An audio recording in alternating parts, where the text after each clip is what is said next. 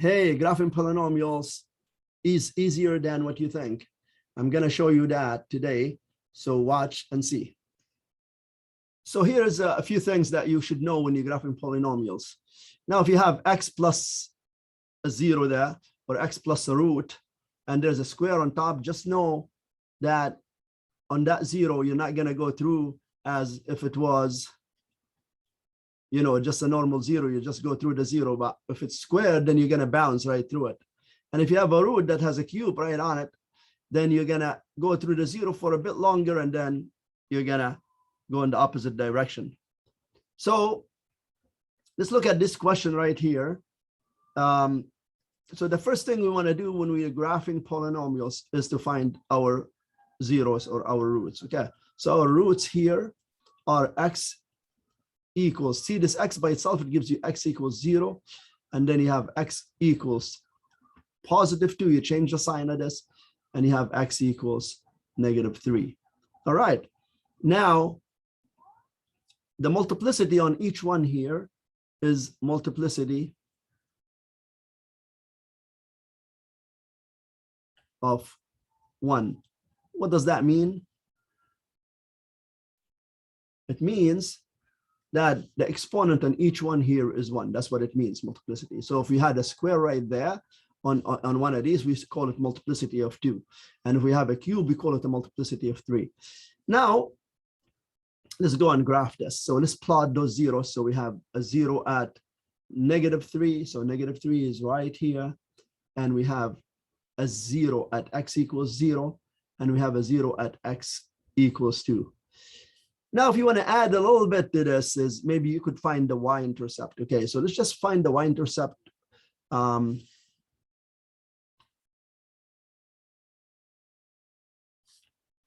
So let's just find the y-intercept. And you know, when we're finding the y-intercept, we're finding where the graph hits the y-axis. And as you know, anywhere on the y-axis, the x value is always 0. So therefore, if you want to find the y-intercept, all you need to do is just make the x is 0 here, and you'll be able to find what the y-intercept is. So y equals -0, 0 minus 2, and 0 plus 3. Of course, because this is 0, it's going to be multiplied, and all of this, everything is going to be 0 here. Also, just know if one of your roots is 0, then the y-intercept is automatically 0, if you want to know it that way as well. Okay, now, here's the dilemma that a lot of students have. You know, when you have a negative in front of the whole function, how does the graph behave? If you just listen to this carefully, if it's negative, it means on the far right is going to go down. So you go to that 0 and just go down. That's all you need to do. Okay. Now you go, we don't know how far this goes up, and you're not responsible about that, but then you just bounce somewhere and go through that 0, and then bounce again and go through that 0. And that's basically a graph that you'll get a full mark for. So the max, min, and all of that, we cannot know without a graphing calculator, or in first year calculus, you'll be able to find the max and min using derivatives and so on, but you're not responsible in that in grade 12. Okay, so that's the first one. Now let's do another one. So here's this one right here, and to solve this one, the first thing, as I always said, is you gotta find your zeros or your roots. So my zeros or my roots are, and roots means where you hit the x-axis. Basically, your x-intercepts, your zeros, your roots mean the same thing. So our roots here, the first one here, as you see, x equals 4. And this is a multiplicity. I'm just going to write m for multiplicity. It's a multiplicity of 2, okay, because it has a square on top, which means it has a square on top. So it has to, when it hits the 0, it has to do this. And the next one is x equals -1. And that's a multiplicity of 1, because it has an exponent of 1 there. So it means you just go through the 0. And the last one is x equals -5, and that's a multiplicity of 3, because there's a cube there, so you have that kind of situation. The y-intercept,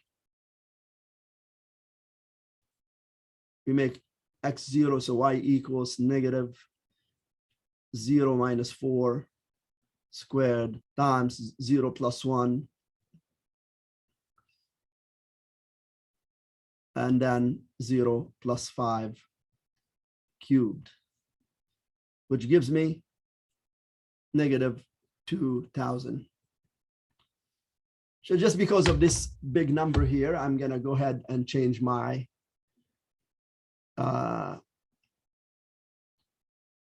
Y scale there. So I was just going to make this 1,000. Now, let's go plug in all my zeros. So 4, which is right here, negative 1, which is right there, and negative 5, which is right there. Now, this is negative.